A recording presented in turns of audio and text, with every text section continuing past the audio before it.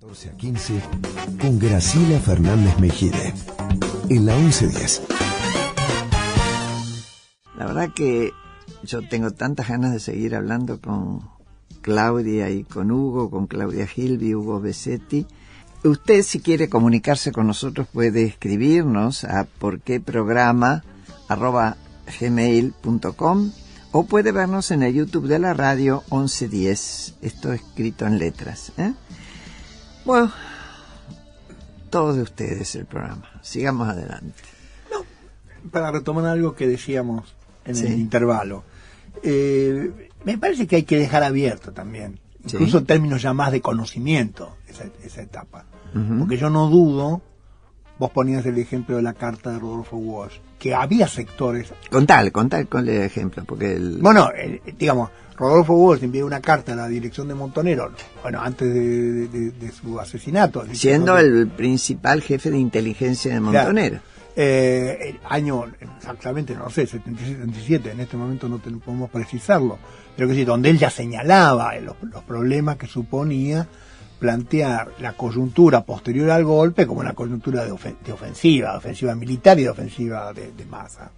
Y quiere decir, ejemplos de ese tipo... seguramente estaban presentes en voces de militantes de distintas organizaciones, y habría que ver un poco más, incluso en el interior de los materiales de las organizaciones, como para no tampoco dar una imagen compacta de esa izquierda, donde había debates y discusiones y hubo fractura, en fin. Hubo fracturas. Y eso es conocido, incluso anteriores, ¿no? Las mismas FAP, las fuerzas armadas peronistas, un pedazo se fue con Montonero, pero otro no. Y bastante antes. En todo caso, lo que es cierto es que el clima, y ahí va un poco la idea de la fascinación por la violencia. El clima es que finalmente los más guapos, los más violentos, los que estaban dispuestos a poner el cuerpo, los que estaban dispuestos a decir nosotros vamos a entregar la vida, pero no vamos a transigir ni a renunciar, me parece que eso prevalecía. Y ahí efectivamente hay un elemento que ya no es racional, ya no es de análisis político, ya no es de ideas políticas, hay un elemento que es de identificación en términos de pasiones y en términos de pulsiones. Es decir, por eso es muy mezquino y insatisfactorio los análisis que se hacen de golpe a partir de las determinaciones económicas, como que el imperialismo requería hacer esto para... Miren, quiero decir... no considerar que estábamos con personas. Claro, los poderes económicos pudieron hacer esto en muchos lados sin tener que desarrollar masacres de esta naturaleza. Por lo tanto, ahí hay factores que no se explican por la racionalidad económica o política. Y Claudia, vos recordabas de tu propio trabajo de investigación sobre el tema, como si hubiera estado frisado, parte de ese pensamiento reaparece cuando la tablada, ya en plena democracia. Sí, a mí me parece que probablemente hay algo de ese pensamiento que sobrevive siempre, pervive siempre en ciertos núcleos de una izquierda que sigue pensando el mundo y el horizonte del mundo en los mismos términos que se pensó que se pensaron las revoluciones en el siglo XX. Entonces, con un horizonte ineluctable hacia una revolución, de lo que se trata entonces, según cada organización, es si ese tiempo se puede acelerar, se puede provocar, o si simplemente, más bien, se lo cabalga, por así decir.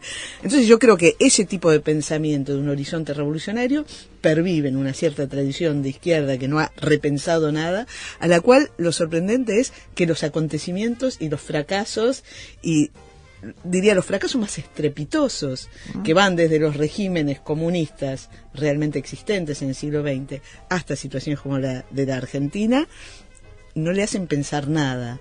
Y creo que efectivamente en el hecho de la tablada esto es tremendo, es flagrante, y en buena medida creo que se deja pensar también, un poco en los términos que lo pensaba recién Hugo, a través de las trayectorias individuales de un núcleo de militantes muy férreo del PRT-ERP, nucleado alrededor de Gorriarán, que salen de la cárcel o están en exilio, se juntan, van a Nicaragua y vuelven, y luego de unos años instrumentan esta aventura acá. Y capturando al mismo tiempo, yo conocía mentes muy jóvenes que no habían pasado por todo el proceso, porque a Gorriarán le podía haber quedado la marca en el orillo de aquellas épocas, pero había chicos de 20, 22 años. Sí, una cosita nomás, Sí. no quiero monopolizar la palabra, pero dale, me parece dale. que hay algo en este afán revolucionario, en este entusiasmo revolucionario, para lo cual los jóvenes de 20 años tienen una disponibilidad muy grande, y eso casi diría Es aprovechado. pero por suerte es así, lo malo es que es aprovechado de esta manera. De esta manera, claro. Al mismo tiempo, una cosa que a mí me llamó muchísimo la atención, no me acuerdo si lo digo en el artículo o no, creo que sí, es que los chicos esos hablan de los militantes más viejos del PRT, como Samojedni o como Provenzano, de héroes en la lucha contra la dictadura, cuando Samojedni y Provenzano pasaron toda la dictadura presos Así porque es. cayeron en asaltos a cuarteles durante el periodo democrático. Así es. Y fueron juzgados, por suerte, y no desaparecidos. Cosa que después, obviamente, nadie los iba a dejar sobrevivir. Tal cual. Yo creo que ahí hay algo también para señalar. Yo creo que Pablo Giussani, que es una persona muy formada, digamos, Sí. y al mismo tiempo un gran periodista, decía, hubo un momento en que ya no se trataba de hacer la revolución, sino de ser revolucionario, ¿no? Porque lo del horizonte revolucionario, en todo caso, habilita distintas decisiones en términos estratégicos y tácticos. Yo incluso diría que no renunciaría tan fácilmente a la idea, bueno, de un horizonte de cambio y de transformaciones radicales, profundas, etcétera. El tema es cuando esto se confundía con la idea de que ya no se trataba como los revolucionarios, más allá de lo que uno piense y de la distancia que uno adopte sobre las creencias de aquellos tiempos, los revolucionarios como Trotsky o como Lenin tenían muy en cuenta, o sea, las condiciones en las cuales, en fin, se podía avanzar a construir, etcétera. Que decir, no se deriva directamente de allí esta especie de visión épica de Condottieri, que consideraban que bastaba el valor y las armas para ir adelante y cambiar el mundo, ¿no? Y a veces una religión. Bueno, eso es el guevarismo, porque hay que volver sobre lo que es el guevarismo. El guevarismo, uno puede reducirlo a una idea táctica, en fin, política táctica de hacer la revolución. Pero el guevarismo era un modelo de hombre, ¿no? De combatiente, en fin, de alguien que... está esa famosa frase de Che Guevara, a los que comienzan a incorporarse al grupo que va a ser el ejército guerrillero del pueblo, que les dice, partan de la idea de que ustedes ya están todos muertos. Exactamente. Parten de la idea, ¿no? Entonces, ¿qué quiere decir? Que quien está dispuesto a dar la vida, ese es el que va a hacer la revolución. Y en el propio diario del Che, si no recuerdo mal, hay una anécdota que, iban famélicos y demás recorriendo un territorio donde a veces ni siquiera conocían el lenguaje que hablaban los campesinos del lugar.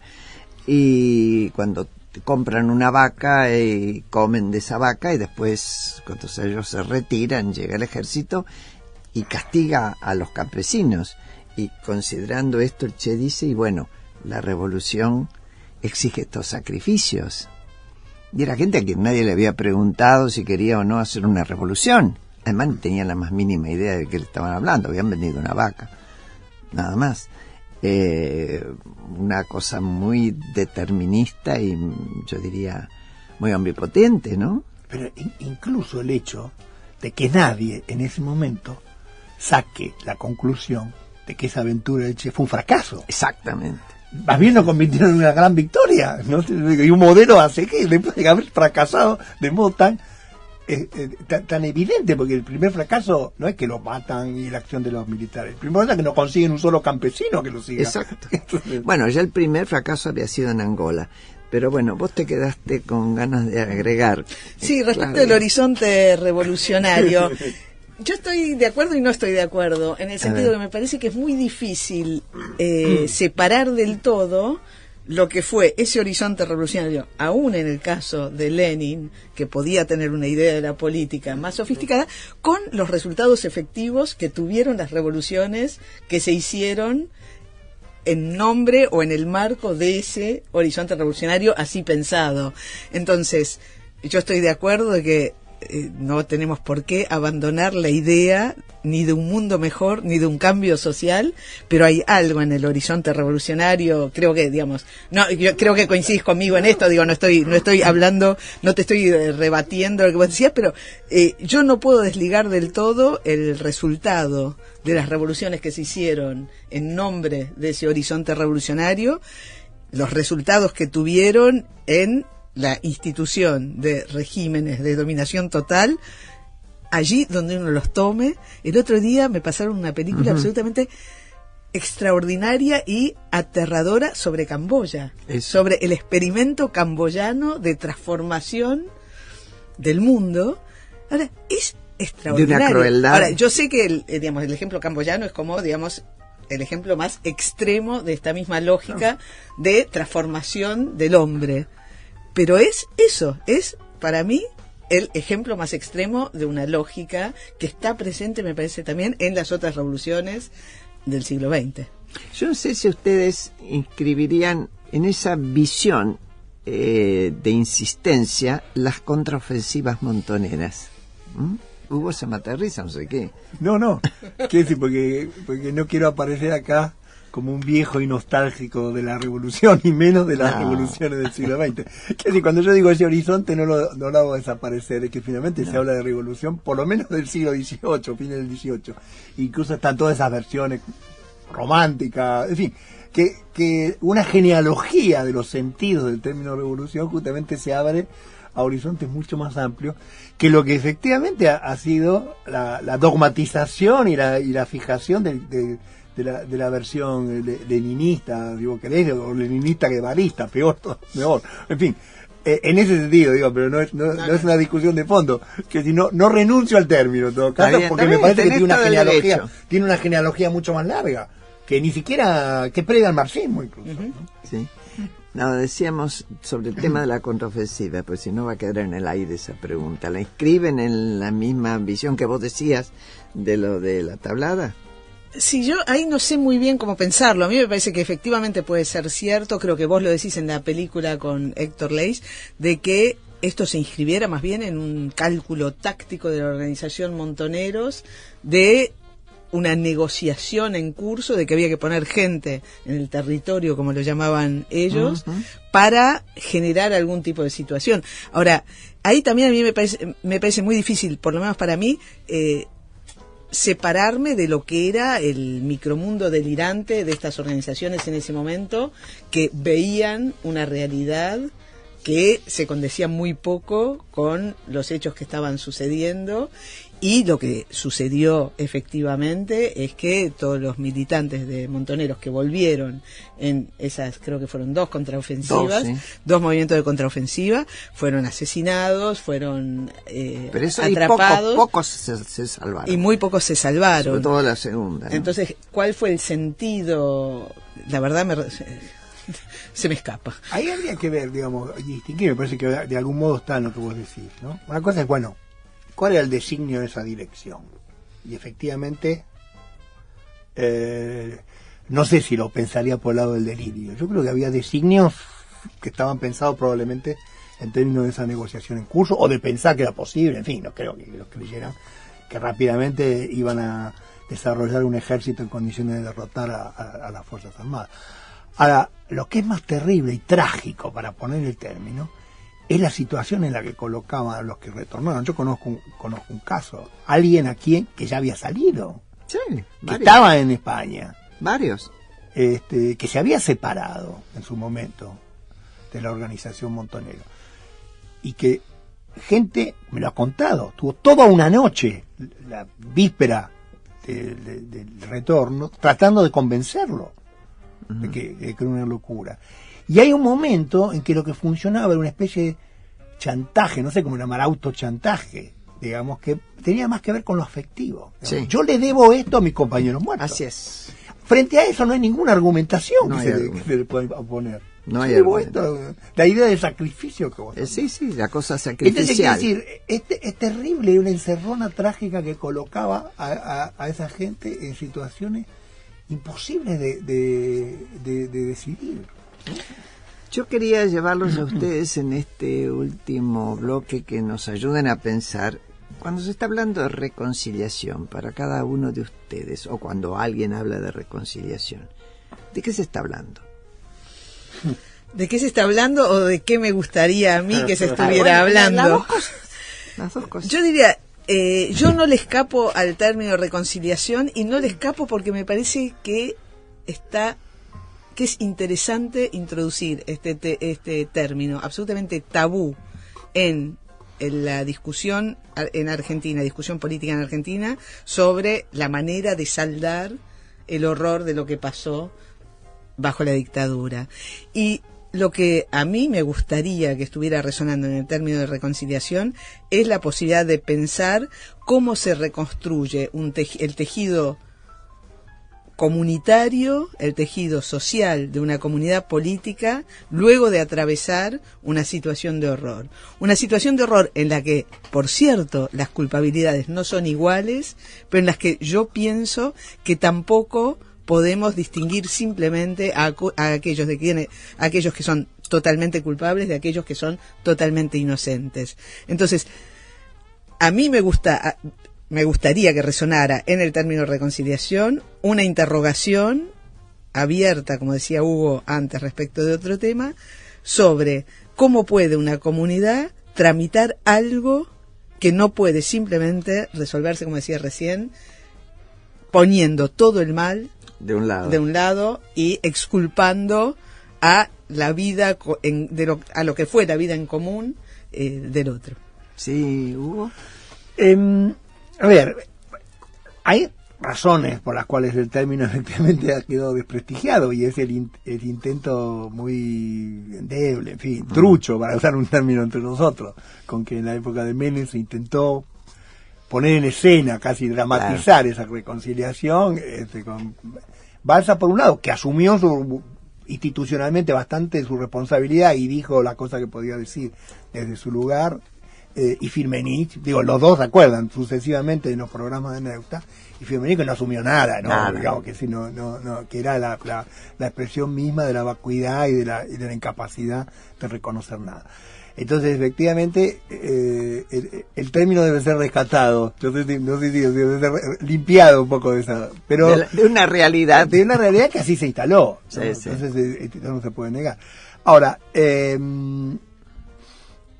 yo diría reconciliación con el pasado, y en ese sentido apunto más a una especie de operación que interroga a la sociedad, porque si no el término reconciliación parece, como en ese caso, representado en aquellos que en su momento digamos tuvieron responsabilidad porque tomaron las armas, porque ejercieron actos de violencia, lo que fuera, de reconciliarse entre ellos. Eso para mí puede suceder o no, pero no tiene demasiada importancia en términos de un proceso colectivo. Así es. La cuestión es, bueno, hay una sociedad que asume responsabilidades que son diferentes, obviamente, que no son las mismas las que fueron los que tuvieron responsabilidades criminales, de aquellos que en todo caso tienen más responsabilidades políticas o morales, en fin, dejaron pasar, no hicieron lo que podían hacer, o dieron su conformidad pasiva a lo que sucedía.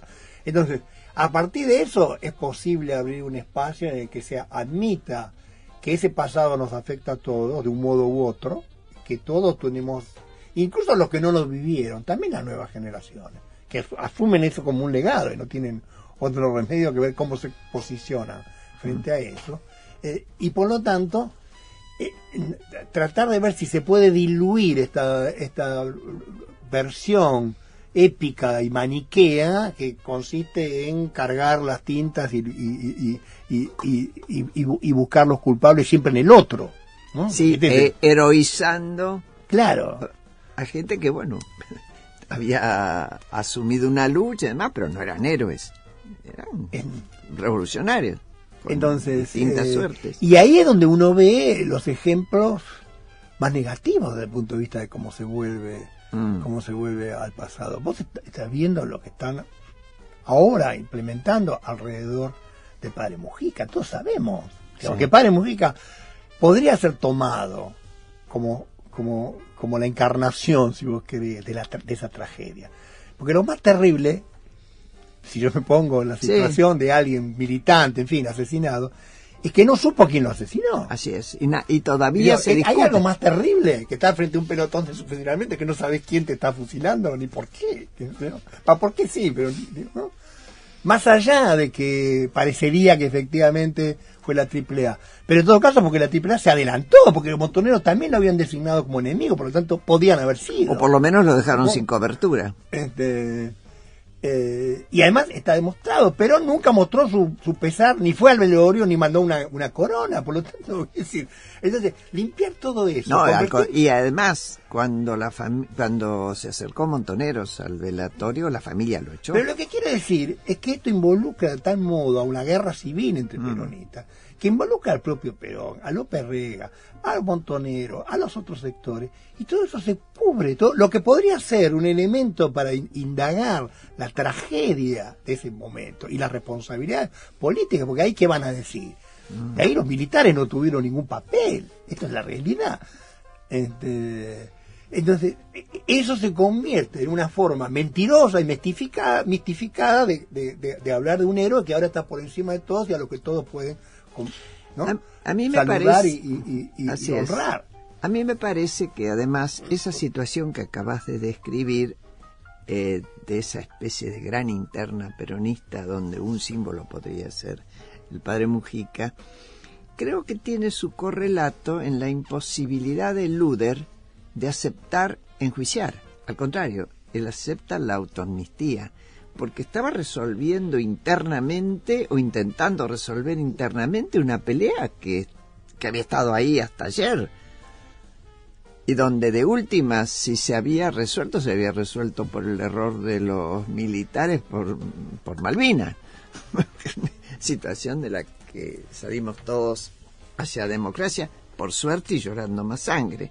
Pero bueno, yo tengo la impresión de que cuando la sociedad vota por la investigación y el enjuiciamiento, aún con sus matices y todo, está rechazando esa autoamnistía, porque me parece que en bloque tengo yo la impresión, rechazando esa confrontación que se tapaba.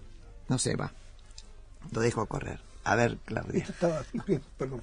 No, volviendo a la reconciliación, me parece que la idea de reconciliarse con el pasado es excelente y querría tomarla para seguir pensando en ese sentido. Y me parece que reconciliarse con el pasado es hacer lugar a discursos más complejos que el discurso al que estamos asistiendo hoy. Es decir, es restituir la complejidad de un pasado que fue muy complejo, y fue muy dramático y que fue muy trágico.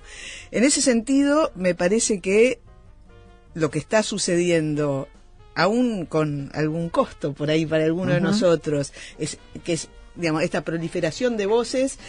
Hay muchos investigadores jóvenes que están trabajando sobre estos temas, que están trabajando con mucha inteligencia y con muy pocos prejuicios, y trabajando sobre temas que restituyen este pasado complejo. Me parece que puede contribuir mucho a esto.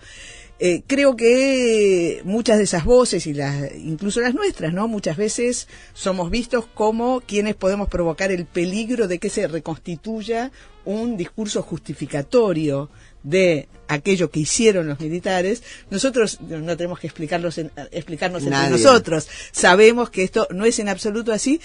Yo lamento además que falte del lado de aquellos que perpetraron el terror de Estado, voces que se hagan cargo y que contribuyan a la complejización, que intenten pensar también ellos la complejidad de aquello que hicieron, pero bueno, digo, esto escapa obviamente a tus posibilidades de forzarlo. A mis posibilidades y además de forzarlo. Hay algo que conspira, que es que entre aquellos que están siendo procesados o demás, existe, bueno, por un lado las ganas de justificar, porque si no tal vez se quebraría su propia situación psicológica, pero además la amenaza de que admitir cuestiones aumentaría sus penas, etcétera, ¿no? Es una excusa. Y también es cierto que cuando nosotros nos ponemos a revisar estas cosas, no falta la voz que dice, están habilitando el discurso de la derecha. Ay, que es absolutamente injusto si Hugo vos te inclinas. Mira, sí. En principio, la derecha no necesitó de nosotros para construir su discurso, vamos a empezar por ahí, ¿no? Y lo construyó muy rápidamente. Ahora, yo creo que se abre, no sé, no quiero ser profeta, yo creo que se abre una etapa nueva. Yo también. Creo que se abre una etapa nueva y que, bueno, el fin de este ciclo político, en fin, que estamos viviendo, tiene también sus consecuencias en ese sentido, que se va a redefinir un discurso, digamos, voces y paradigmas, incluso en la cuestión de los derechos humanos.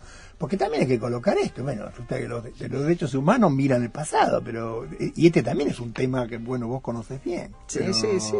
Desde cómo se articula, qué es lo que han hecho todas las organizaciones y los discursos que han tomado el tema de los derechos humanos en el mundo y que uno conoce, cómo se articula la mirada sobre el pasado con la lucha por la vigencia de los derechos en el presente. Ahora, tienen que aparecer otras voces. Y quizás no necesariamente tienen que aparecer otras voces confesando sus crímenes. No. Porque lo que no ha aparecido, incluso hay que decirlo, hay organizaciones de hijos y nietos de presos militares. ¿No? Te habrán llegado las comunicaciones. Sí.